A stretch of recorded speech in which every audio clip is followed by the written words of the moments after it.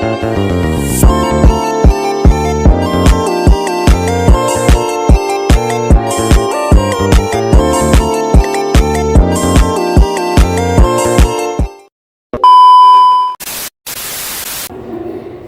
belakang kebijakan pendidikan merupakan fondasi dalam pembangunan suatu bangsa karena berperan dalam meningkatkan kualitas sumber daya manusia.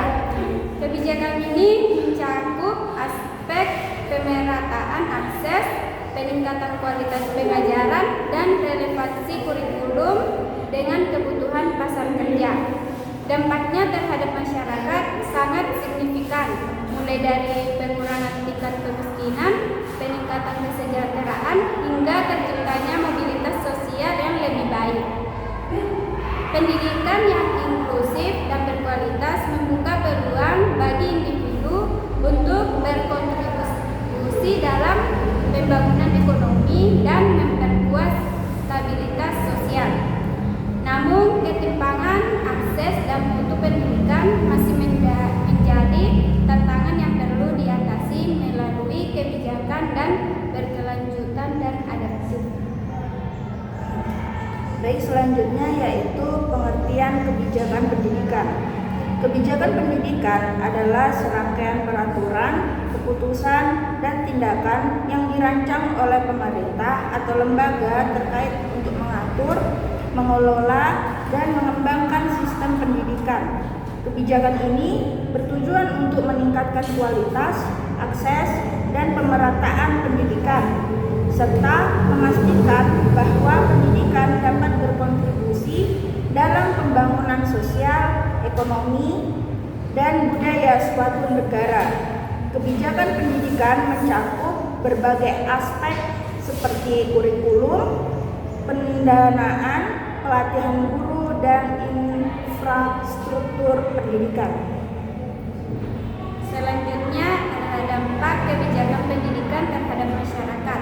Berikut adalah penjelasan tentang dampak kebijakan pendidikan bagi masyarakat dan berbagai dimensi. Yang pertama, dampak sosial. Dampak sosial dari kebijakan pendidikan meliputi peningkatan kesetaraan sosial, peningkatan kualitas kehidupan, mobilitas sosial. Yang kedua, dampak ekonomi. Kebijakan pendidikan yang baik dapat menciptakan dampak ekonomi yang signifikan melalui beberapa aspek berikut. Yang pertama, peningkatan keterampilan dan produktivitas, pengurangan pengangguran, pembangunan ekonomi berkelanjutan. Yang ketiga, dampak dan identitas. Dalam konteks ini, kebijakan pendidikan dapat menciptakan dampak budaya baik yang positif maupun negatif. Pelestarian dan pengembangan budaya lokal, integrasi multikulturalisme, perubahan pola pikir dan nilai. Adapun dampak yang keempat yakni dampak politik. Pendidikan juga memainkan peran penting dalam membentuk sistem politik dan partisipasi sosial. Kebijakan pendidikan yang tepat dapat memiliki dampak besar terhadap stabilitas politik dan partisipasi demokratis masyarakat, yaitu peningkatan partisipasi politik. Pendidikan yang baik dapat meningkatkan pemahaman masyarakat tentang hak dan kewajiban mereka sebagai warga negara serta memperkuat partisipasi politik. Penguatan kesadaran hukum. Pendidikan juga berperan dalam membentuk kesadaran hukum di masyarakat dengan adanya kebijakan pendidikan yang mengajarkan hak-hak asasi manusia, hukum, dan kewajiban warga negara. Masyarakat akan lebih sadar dan mematuhi peraturan hukum yang berlaku. Yang kelima, dampak terhadap kesehatan. Kebijakan pendidikan yang berfokus pada pendidikan kesehatan dapat memiliki dampak yang signifikan terhadap kesejahteraan masyarakat. Adapun contoh kebijakan pendidikan dan dampaknya. Yang pertama, kebijakan pendidikan gratis dan wajib belajar 9 tahun. Contoh kebijakan di Indonesia, pemerintah menerapkan kebijakan kebijakan wajib belajar 9 tahun yang mencakup pendidikan dasar mulai dari SD sampai SMP. Kebijakan ini bertujuan untuk memastikan semua anak memperoleh pendidikan dasar tanpa terkendala biaya. Dampak bagi masyarakat yang pertama yaitu peningkatan angka partisipasi sekolah. Yang kedua, pengurangan kesenjangan sosial dan ekonomi. Dan yang ketiga, peningkatan kualitas sumber daya manusia. Adapun kebijakan yang kedua, kebijakan kurikulum Merdeka atau Indonesia. Contoh kebijakan, pemerintah Indonesia melalui Kementerian Pendidikan dan Kebudayaan memperkenalkan kurikulum Merdeka pada tahun 2022. Kurikulum ini dirancang untuk memberikan kebebasan lebih bagi sekolah dan guru dalam mengatur proses belajar mengajar. Dampak bagi masyarakat, yang pertama peningkatan keterampilan berpikir kritis dan kreativitas.